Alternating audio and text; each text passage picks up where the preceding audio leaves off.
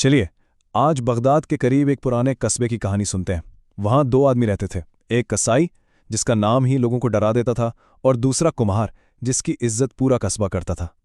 لیکن ان دونوں کی زندگی ہمیں کچھ ایسا سکھاتی ہے جو اکثر نظروں سے اوجھل رہتا ہے، کہ انسان کا اصل کردار دکھاوے میں نہیں بلکہ اس کی نیت میں ہوتا ہے۔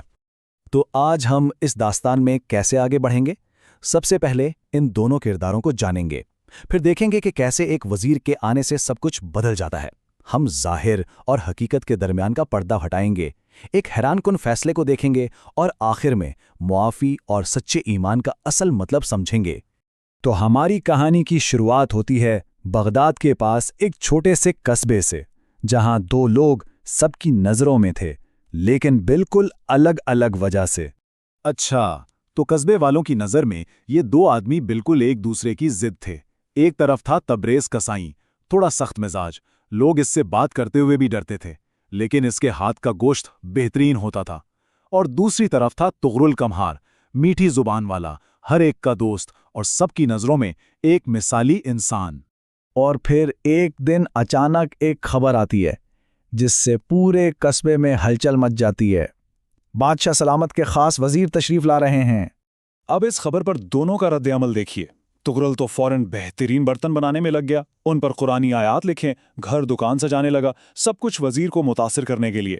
اور تبریز، اس نے بس اپنی دکان صاف کی اور اپنے روزمرہ کے کام میں لگ گیا جیسے کچھ ہوا ہی نہ ہو۔ اور معاملہ اور بھی پراسرار ہو گیا جب وزیر کی آمد سے ٹھیک ایک رات پہلے تبریز اچانک جنگل میں کہیں غائب ہو گیا۔ قصبے میں طرح طرح کی باتیں ہونے لگیں، جبکہ طغرل رات بھر اپنی تیاریوں کو آخری شکل دے رہا تھا تاکہ وہ سب سے نمایاں نظر آئے۔ لیکن جو وزیر آ رہے تھے، جمال الدین احمد، وہ کوئی عام آدمی نہیں تھے۔ وہ ایک بہت ہی سمجھدار اور دور کی سوچ رکھنے والے انسان تھے، جو ظاہری چمک دمک کے پیچھے چھپی حقیقت کو بھانپ لیتے تھے۔ وزیر نے قصبے میں آتے ہی سب کی امیدوں پر پانی پھیر دیا۔ طغرل نے ان کا شاندار استقبال کیا، مہنگے تحفے پیش کیے، لیکن وزیر نے سب کو حیران کرتے ہوئے کہا کہ وہ پہلے اس عجیب کسائی تبریز سے ملنا چاہتے ہیں۔ جب وزیر نے تبریز سے اس کے غائب ہونے کی وجہ پوچھی تو تبریز نے ایک ایسا راز کھولا جسے سن کر سب دنگ رہ گئے۔ اس نے بڑے سکون سے کہا، جناب، میں جنگل میں غریبوں میں گوشت بانٹ رہا تھا، جیسا میں ہر مہینے کرتا ہوں۔ اللہ تو دیکھ رہے نا، میرے لیے بس اتنا ہی کافی ہے۔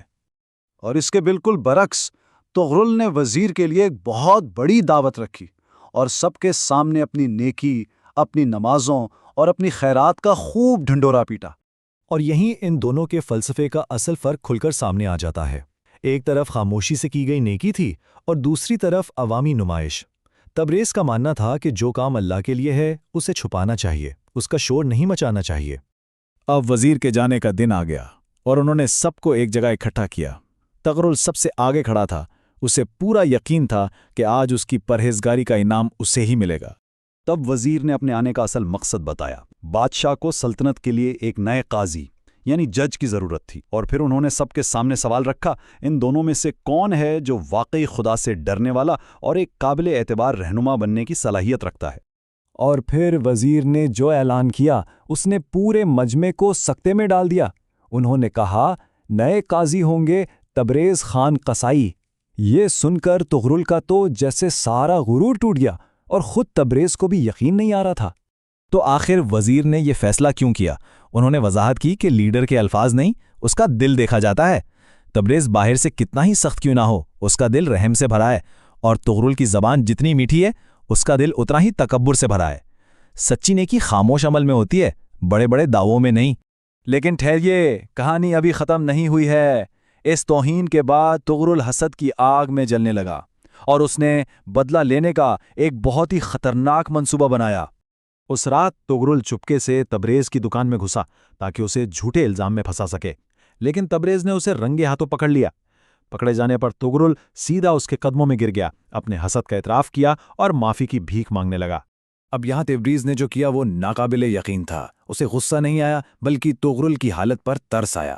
اس نے نہ صرف اسے دل سے معاف کر دیا بلکہ سیدھا وزیر کے پاس گیا اور درخواست کی کہ قاضی کا عہدہ طغرل کو دے دیا جائے، کیونکہ ہر انسان کو ایک دوسرا موقع ملنا چاہیے۔ وزیر یہ دیکھ کر بہت زیادہ متاثر ہوئے اور کہا کہ معافی کا یہ عمل ہی تبریز کی اہلیت کا سب سے بڑا ثبوت ہے۔